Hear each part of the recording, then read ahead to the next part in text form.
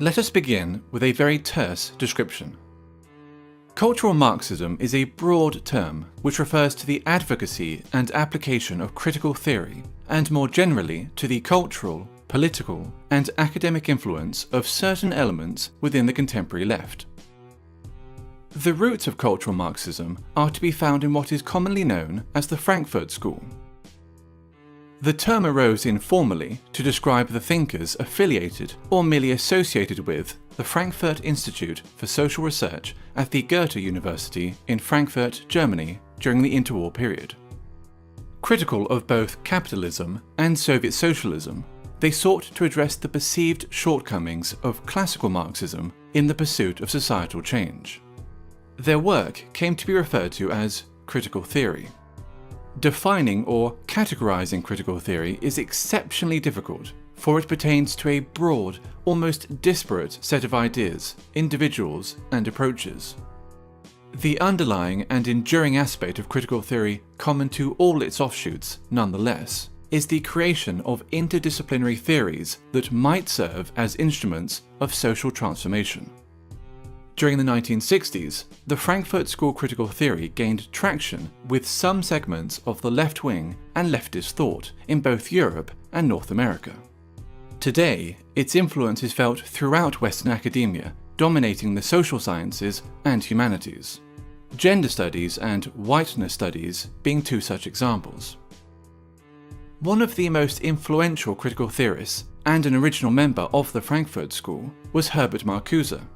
A cursory glance at any paragraph written by Marcuse will set alarm bells ringing for anyone even remotely familiar with the current culture of intolerance on college and university campuses.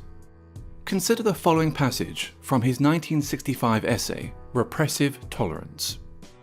The small and powerless minorities which struggle against the false consciousness and its beneficiaries must be helped. Their continued existence is more important than the preservation of abused rights and liberties, which grant constitutional powers to those who oppress these minorities. Social justice, feminism, neo-progressivism, and post-colonialism, to name but a few, are all movements inspired by or born out of critical theory, and thus all come under the umbrella of cultural Marxism. Be it gender, sexual orientation, family, race, culture, or religion, every aspect of a person's identity is to be questioned, every norm or standard in society challenged, and ideally altered in order to benefit supposedly oppressed groups. Classical Marxism saw class conflict as occurring between the bourgeoisie and the proletariat, between the haves and the have-nots. Cultural Marxism views such a conflict as existing between the oppressed and the oppressors, between those with privilege and those without it. The working class has been replaced by minorities. Majority groups are typically defined as privileged and oppressive, with minority groups accordingly labelled underprivileged and oppressed. Heterosexuals are oppressive. Cisgender people are oppressive. Whites are oppressive, especially white men. Christians are oppressive. Those that do not fit into these groups are thus considered oppressed. It stands to reason, therefore, that if heterosexuals are oppressors, the solution is to encourage other forms of sexuality. If whites are oppressors, the solution is racial diversity. If cisgender people are oppressors, the solution is to encourage transgenderism. If Christians are oppressors, the solution is to propagate Islam. Theodor Adorno, another original member of the Frankfurt School, wrote a book entitled The Authoritarian Personality, in which he defines parenthood, pride in one's family, Christianity, adherence to traditional gender roles and attitudes towards sex, and the love of one's own country as pathological phenomena. This tendency to pathologize opinions and life patterns, which are not in accordance with its own political ends, is characteristic of cultural Marxism. Differing views are thus described as irrational fears or phobias. For example, a person who feels uncomfortable living as a minority in an area dominated by Muslim migrants may be decried as an Islamophobe, since wishing to live amongst those culturally and ethnically similar to oneself is considered sick and phobic. When Pakistani Muslims living in Britain, by contrast, show in-group preference, converting entire sections of a town or city into a mini Pakistan, there is no sickness, no phobia, only multiculturalism. 20 years ago, there were no Pakis here, no one was doing nothing. But now, the Pakis have made a stamp, man, trust, you know what I mean?